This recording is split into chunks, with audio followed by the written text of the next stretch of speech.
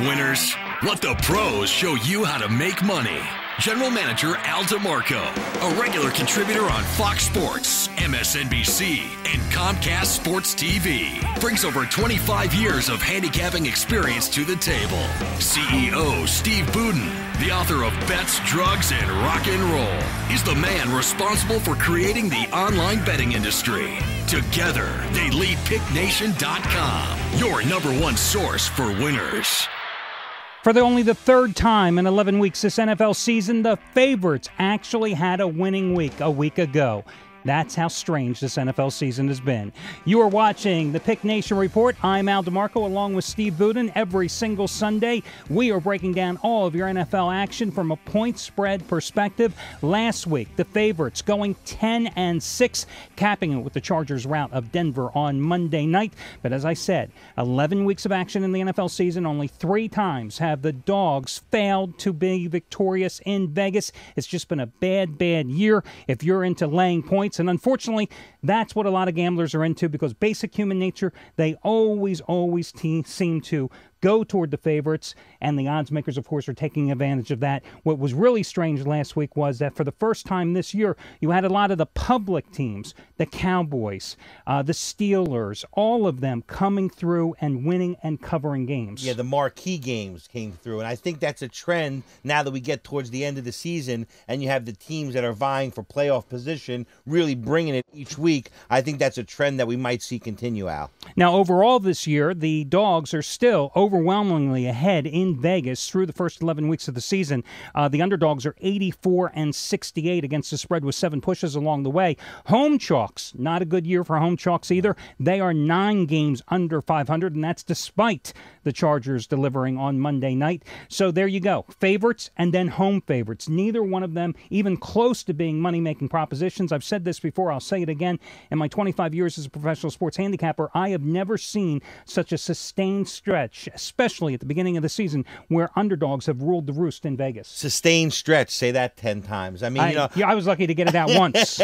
I agree with you, but Al, and everybody knows, when you're only making 1 or 2 best bets a week, you really aren't affected by those trends because you've been very easy to find the one favorite or the one underdog, whichever way you're going, and the overall underdog to favorite trend really doesn't affect you when you're coming out with one best bet. Now, the one thing that I think is kind of interesting, over the past 2 years, if you had that magical crystal ball and you were simply able to pick the straight-up winners of games, you have won a bloody fortune. They are escorting you to and from the casinos and the sports books in a Brinks truck because the straight-up winners went 14-2 against the spread last week, 128 and 25 on the season with 5 pushes. 103 games over 500. But this shouldn't be a surprise. They were a 95% play in preseason.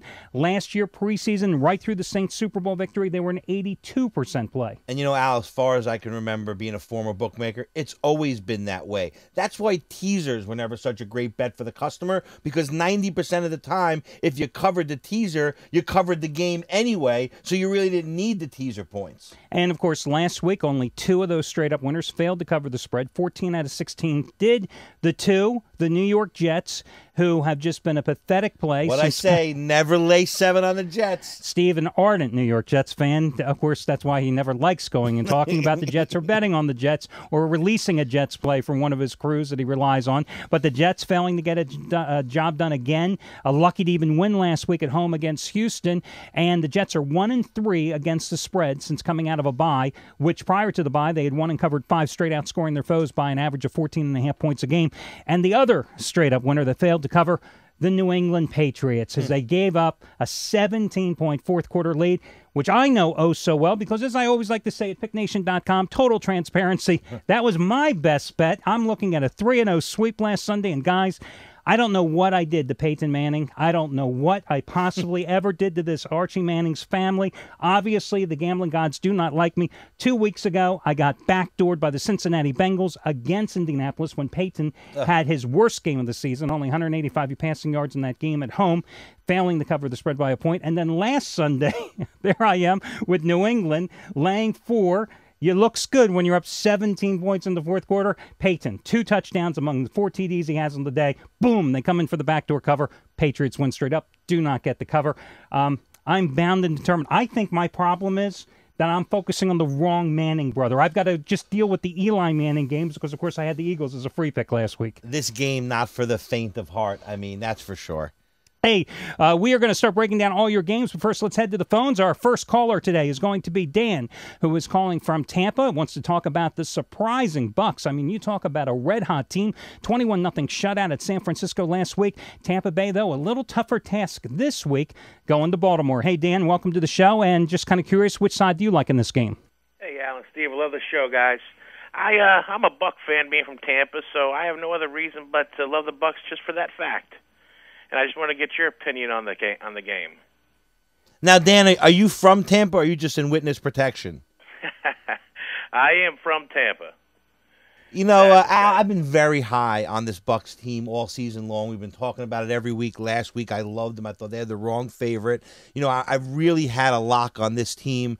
And to me, you know, it's not that the odds makers, the lines I feel haven't respected them, but it's not that the odds makers don't respect them. It's that the public doesn't really respect them. So because of that, the odds are always going to mirror public perception. And therefore, I always felt like, you know, this whole season up until now, they really haven't been getting the respect of the line. And that's why I've picked them so many times on the show.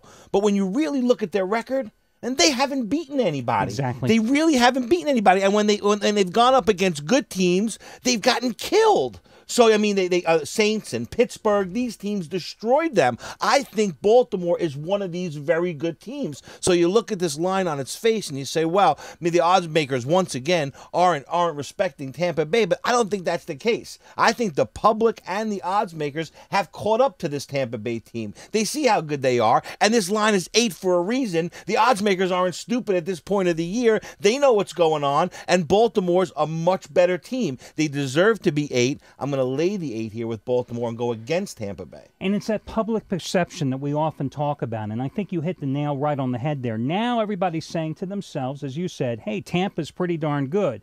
Odds makers are setting that price, just setting the trap for you to go, oh, my God, I got to take Tampa. They've covered 7 straight on the road dating back to last season. They shut out San Francisco on the road last week. I'm getting 8 points in this game. I got to take Tampa. I agree with you. I think it's the wrong side here because you also mentioned about who they have beaten this year. I mean, beating Cleveland once, Carolina twice, edging out the St. Louis Rams by 1 point at home, beating up Arizona on the road and San Fran on the road. Their only victory against what I would call a winning team, and probably the only one that they've beaten that has a winning record, is New Orleans. Early in the year. And that's only because Drew Brees had a miserable game in that one, right. And they rolled in that one. So remember the Saints came back to beat them after that, correct?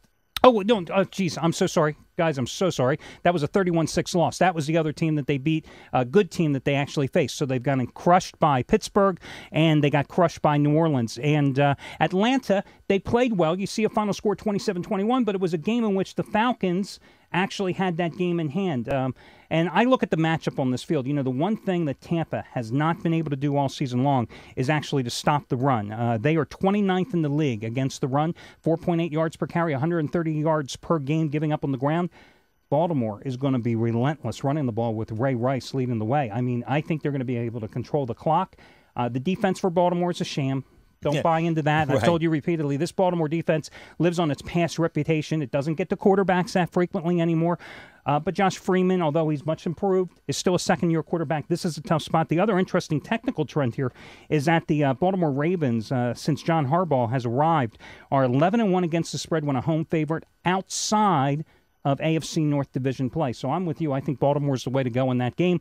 Thanks for giving us a call, Dan. Next, we go back to the phones with John, who is calling us from Richmond, Virginia. One of the more interesting games here on the board this week, Washington and Minnesota. How you doing, John?